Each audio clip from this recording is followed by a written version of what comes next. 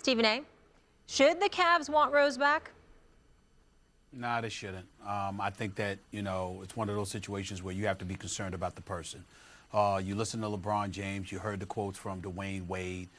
You covered this league, you hear a lot of different things, and there are things that are going on off the court that are none of our business that Derrick Rose has to deal with. This is not the first time that he's had to depart from the team. At least this time he had the decency to inform the Cavs that he would not be there. Last year, if you remember, he was with the New York Knicks and he disappeared.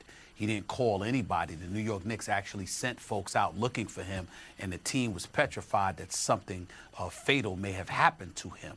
And so when you look at it from that perspective, there's a lot to be concerned about this guy. You got people in the streets in the city of Chicago that might chide him a little bit, even though that's his hometown, because when he was in the midst of a $90 million contract playing for the Chicago Bulls back a few years ago, he talked about how he was concerned about his health because he wanted to be able to take his kids to school and be healthy enough to walk to meetings and things of that nature. Nobody wanted to hear that. And then last year took place, and then this year this has happened. He's had 4 knee surgeries throughout his career. You look at the team that's presently constructed, there's really not room for him. Once Isaiah Thomas comes back, he's going to be your starting point guard. You have the best player in the world, LeBron James. In case no one has noticed, Dwayne Wade has been balling as of late, being the point guard for the second unit and leading them the way that he's been leading them. And so when you look at it from that perspective, from a basketball standpoint, it's suspect as to whether or not you're going to need him, not to mention the fact that his mental aptitude, his mental fortitude rather, his ability to deal with those adjustments, it may not be worth it for him mentally, emotionally, and psychologically. And then when you take into account some of the things that are obviously, that whatever it may be, is transpiring off the court, he has an awful lot to deal with. Taking all of those things into consideration, under normal circumstances, you'd want a guy to be around the team because you'll say being around those guys, Max, is a good security blanket. It's comfort. Plus, it's enabling you to compete for a championship. So there's a lot of positives were coming back to the team. But if it was so positive, why would he feel compelled to leave to begin with? I think when you hear LeBron James, when you listen to the words that guys like him and Dwayne Wade have articulated, these are 2 highly intelligent and accomplished brothers who knows what it takes and knows what's required and sort of understand and really, really understands what extends beyond the court of play. For them to speak the way that they're speaking leads itself towards indicating what I've indicated. There's a lot of things to be concerned about with Derrick Rose off the court. He needs to focus on getting his life together and his life in order as opposed to being preoccupied with basketball. Derrick Rose is a sports tragedy, in my view. The way Bo Jackson was. As great as Bo Jackson was in the heights he achieved in 2 sports, the question with him is the what if. What if he hadn't had the hip injury? What could Bo Jackson have done? We just got teased with that ability, a 200-yard rushing game and these titanic home runs that he hit for the Royals. And what could he have done had it not been for the injury?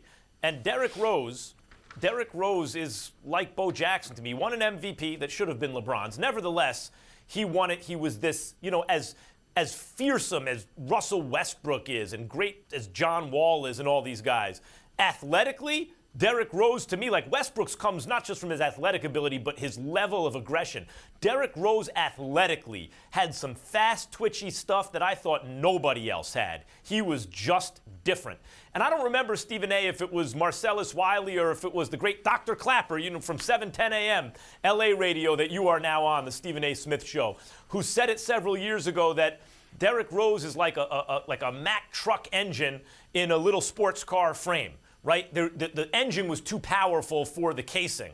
And so he was like a boat that sprung a leak, and then he patches that up, and then another leak springs up, and after a while he just gets frustrated. He doesn't want to deal with it anymore. That's the one thing. That's the injury history of it all. And I could understand his frustration if we limit it to his physical maladies. And what I would say is you play basketball until they stop paying you. Basketball, baseball. This is not football. It's not boxing, MMA, where it's the same kind of health risk. I say you play until they rip the uniform off you. That would just be my view. Derrick Rose has to have his own view and the frustrations with his own body. I get that. But then there's a second thing that you mentioned, Stephen A. Not just LeBron James and Dwayne Wade, but if I see Stephen A. Smith sit there and say he has to get his life together off the court, it's none of our business.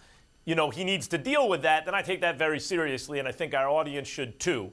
So that's the second part of it, and maybe it's the more important part. So it's the physical situation that Derrick Rose is facing with injury, and then there's also his life. And both those things, I can understand if the frustration or the reality of it is he just can't go on. I would say if there's a way for him to go on, and I were the Cavs, I'd want the scoring off the bench.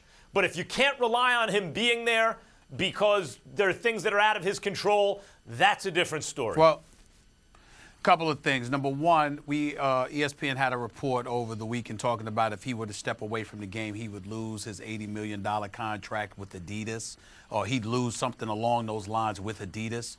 I'm hearing that may not be true, that even if he elected to step away, that the contract is ironclad, it wouldn't be that kind of a loss.